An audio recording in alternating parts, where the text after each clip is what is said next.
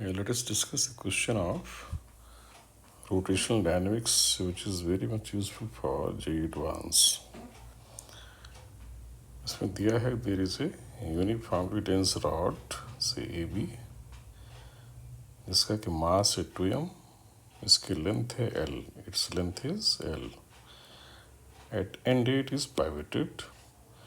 At end B there is a uniformly dense disk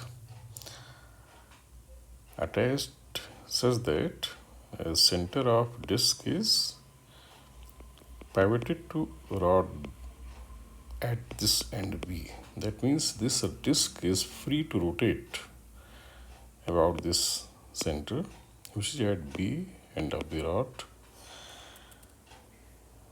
And when this is horizontal, the system is allowed to rotate. ये disc जो है ये इस point B जहाँ किसका centre है उसके अबाउट वर्टिकल प्लेन में रोटेट करने के लिए फ्री है, यानी यहाँ इसका रिजिड कनेक्शन नहीं है, मतलब डिस्क जो है रॉड के साथ एक रिजिड बॉडी की तरह से नहीं मूव करेगी. It can rotate about it centre. Mass इसका m है, रॉड का मास 2m है, डिस्क की रेडियस है 2r. From this situation, when the rod is horizontal, this is allowed to rotate. बताना क्या है कि when rod has rotated by 90 degree, या when rod will rotate by 90 degree at that instant, what will be kinetic energy of disk? Answer is to be in terms of mgl, right? And next part is that again we have to find kinetic energy of disk when the rod is rotated by 90 degree, but in different situation that disk is now rigidly attached to the rod. यानी अब ये rod के respect में rotate नहीं कर पाएगी, यानी अपने सेंटर के रिस्पेक्ट में रोटेट नहीं कर पाएगी. इसको रिजिडली यहाँ अटैच कर दिया गया है. तो उस केस में हमें आंसर बताना है, और आंसर बताते समय इसकी रेडियस को L/√3 मानना है. रॉड की लेंथ का 1/√3. L is length of the rod, right? You try and let us check the answer. इसमें जो की पॉइंट होगा पहले केस में, क्योंकि डिस्क जो है वो अपने सेंटर के अबाउट रोटेट करने के लिए फ्री है, और डिस्क पर फोर्स देने वाला उसका एक तो अपना वेट है, और रॉड का जो भी फोर्स आएगा वो होगा. बट रॉड का फोर्स यहीं से पास होगा बी से, जहाँ पाइवोटेड है रॉड पे डिस्क, और वेट भी यहीं से पास होगा और यूनिफॉर्मली डेंस. तो so there is no torque about CM of the rod. इस रॉड के सीएम के अबाउट इसमें डिस्क पर कोई टॉर्क ही नहीं है डिस्क पर, तो डिस्क विल नॉट रोटेट. यही सबसे इसमें इम्पॉर्टेंट पॉइंट है जो कि एडवांस के लिए यूजफुल होगा. इसका मीनिंग क्या है कि डिस्क को अगर हम जिसमें 4 पॉइंट मार्क करते हैं, जैसे P/Q/E/F, ये टॉप पे है, बॉटम पे है, ये लेफ्ट एक्सट्रीम और राइट एक्सट्रीम. कब जब रॉड छूट जा रही है, तो जिस समय ये रॉड आगे घूमेगी डिस्क नहीं रोटेट करेगी. उसका मीनिंग क्या है कि डिस्क ये पॉइंट बिल्कुल उसी ओरिएंटेशन में दिखेंगे. दैट मीन्स जब डिस्क यहाँ जाएगी तो पी पॉइंट अब भी टॉप पे दिखेगा, क्यू लोएस्ट पर, ई लेफ्ट में, राइट. ये डिस्क में अपने सेंटर के अबाउट कोई रोटेशन नहीं होगा.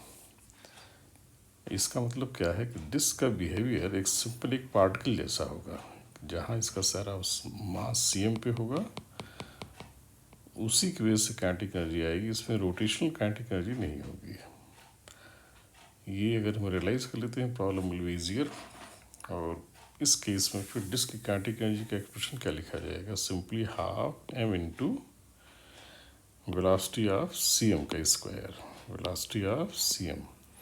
इसकी जो सीएम है that will be rotating in a radius L और इसमें एंगुलर वेलोसिटी अगर ओमेगा है तो सी एम की वेलोसिटी होगी ओमेगा एल। तो डिस्क की काइनेटिक एनर्जी लिखी जाएगी simply half into mass of disc into इसकी सी एम की velocity that is omega L इसका स्क्वायर।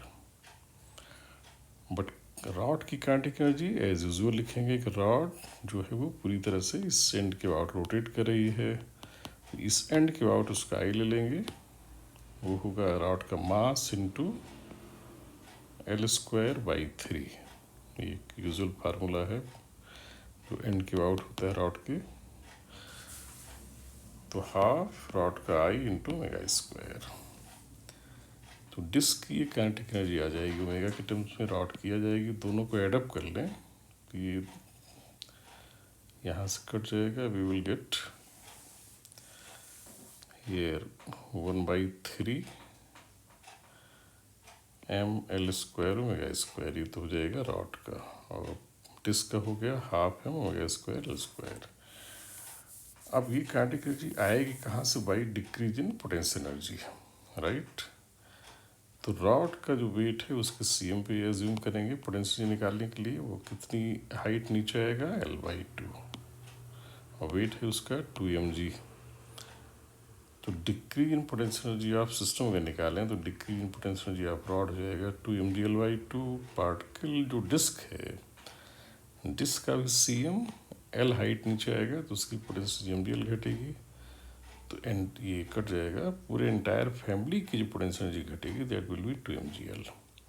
और इसमें एक जो और रियलाइज करने वाला पॉइंट है कि जो डिस्क की पोटेंशियल एनर्जी घटेगी, ऐसा नहीं कि वो सारा काइनेटिक एनर्जी डिस्क को मिल जाएगी, ये पूरे सिस्टम का पार्ट होगा। तो दोनों की पोटेंशियल एनर्जी जो घटेगी वो एक प्रॉपर रेशियो में उसको शेयर करेंगी, और शेयर के लिए उनकी काइनेटिक एनर्जी की जो एक्सप्रेशन है वो उनसे डिसाइड होगा किसको कितनी मिलेगी, राइट। बट पोटेंशियल एनर्जी दोनों की डिग्री एक साथ निकालेंगे। ऐसा नहीं करेंगे कि इसकी जो घटेगी उसको डिस्क को दे दें, रॉड की जो घटेगी वो रॉड को। ऐसा नहीं होगा, बिकॉज कंस्ट्रेंट क्या है कि इनको एक ही साथ चलना है, राइट। तो उसके अकॉर्डिंग इनकी काइनेटिक एनर्जी का जो एक्सप्रेशन होगा वो इनकी काइनेटिक एनर्जी में डिस्ट्रीब्यूशन के लिए रिस्पॉन्सिबल होगा। तो अब एनर्जी कंजर्वेशन लगा देंगे। डिक्रीज इन पोटेंशियल एनर्जी को increase in kinetic energy of system. System के दो पार्ट हैं काइनेटिक एनर्जी के, डिस्क का ये, रॉड का ये, दोनों को एडअप कर दें तो ये एक्सप्रेशन कुछ इस तरह से आ जाएगा।